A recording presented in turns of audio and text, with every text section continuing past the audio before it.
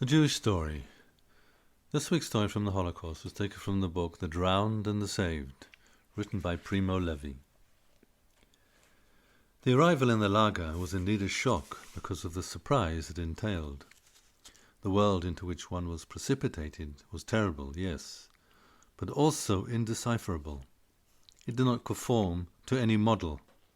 The enemy was all around, but also inside. The we lost its limits. The contendants were not two. One could not discern a single frontier, but rather many confused, perhaps innumerable frontiers, which stretched between each of us.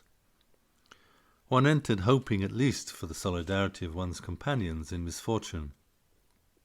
But the hope for allies, except in special cases, were not there.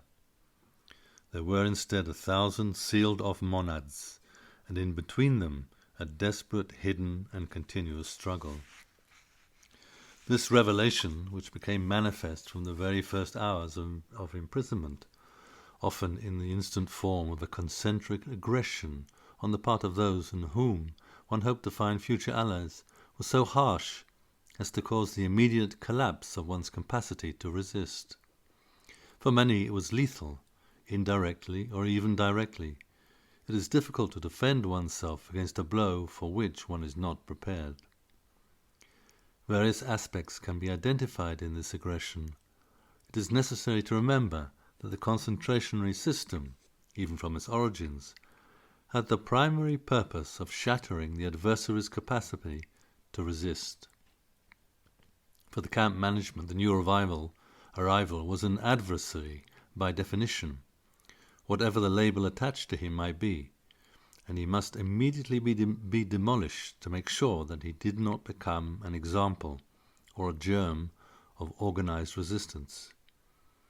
On this point the SS had very clear ideas, and it is from this viewpoint that the entire sinister ritual must be interpreted, varying from lager to lager, but basically similar, which accompanied the arrival. Kicks and punches right away, often in the face. An orgy of orders screamed with true or simulated rage. Complete nakedness after being stripped. The shaving off of all one's hair. The fitting out in rags.